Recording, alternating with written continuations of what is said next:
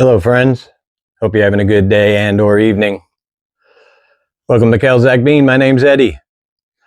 So today, hang on, let's get some coffee.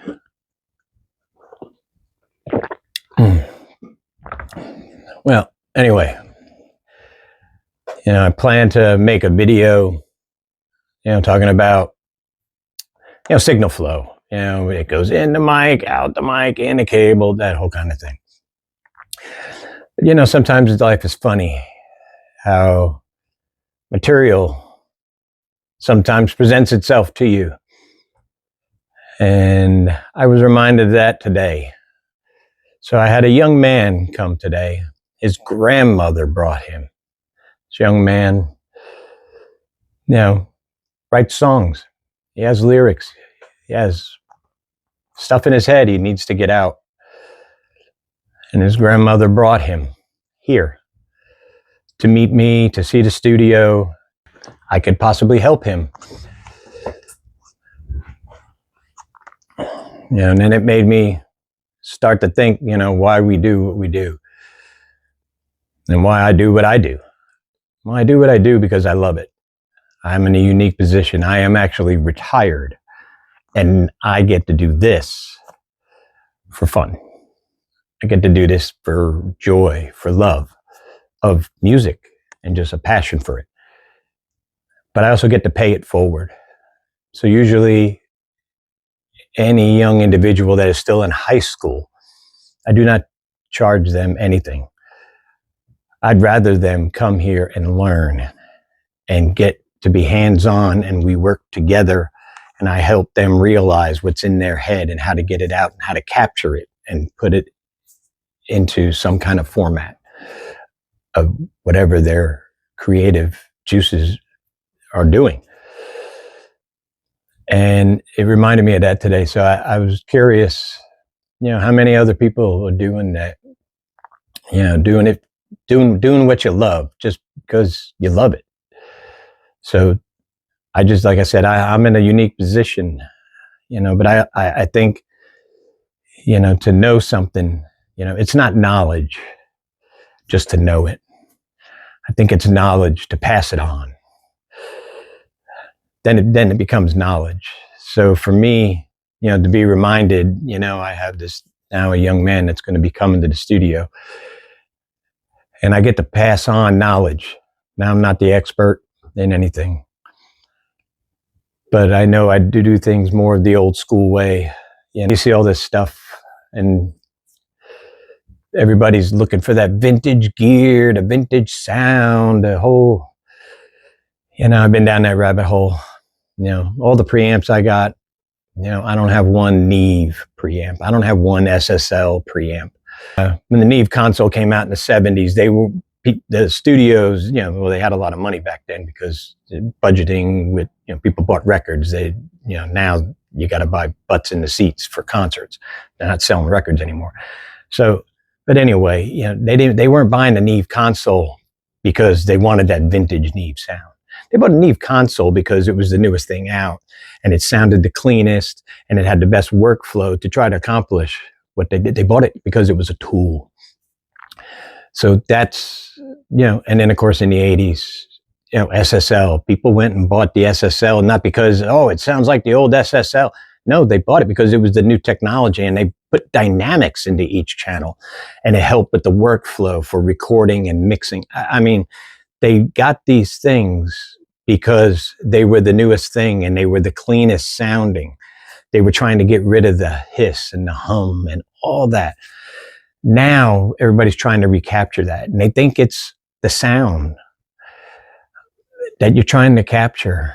And, and all the learning and classes that I've taken and everything, I think I've come to realize that I'm not trying to capture the vintage sound. I think it's more, let's call it the vintage techniques.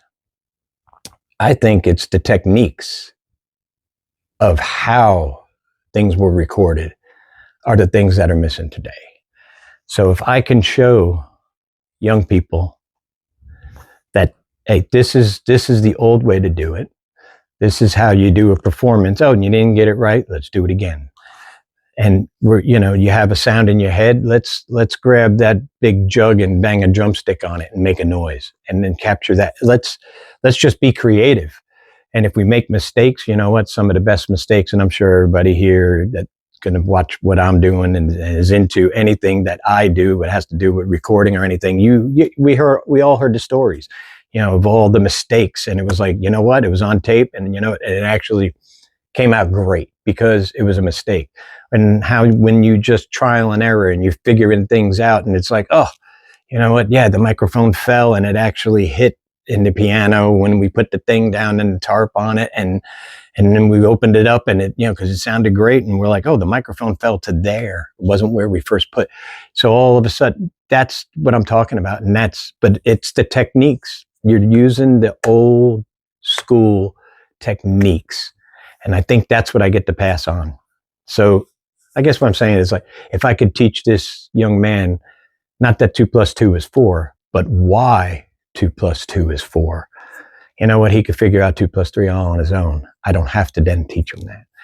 So, like I said, I had a plan for another video, but this is what I came up with today. I want to be able to pass that along. Inspiration's around any corner, and you never know where it's going to come. And and I got inspired when the grandmother, who cares a lot about her grandson, and of course wants to meet me and see where her son could actually be possibly working and doing things. And you know what? I do the same for my children, and I'm sure all you out there are going to be concerned and want to check out where your kids are going to be going and stuff like that. So, yeah, I look forward to the creativity. I look forward to the, like, hey, we got a transformer here. This is the secret. This is going to be a video.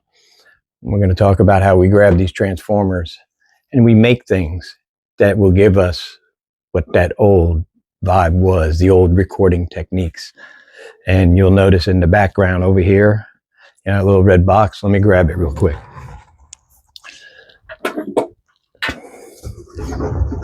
So this is what I call the lunchbox. It's actually an old lunchbox. You open it up and you put your lunch in there and you can carry it.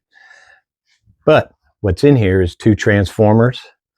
So I got a left and a right, or a stereo. I just do everything in pairs, but I go in and out. So I treated it just like for the patch bay. I keep it near the patch bay, and it's got a transformer in it. And then what I have here, because sometimes a transformer will add extra volume. Well, I don't really want that, but I want that little girth and that goo and width that transformer gives.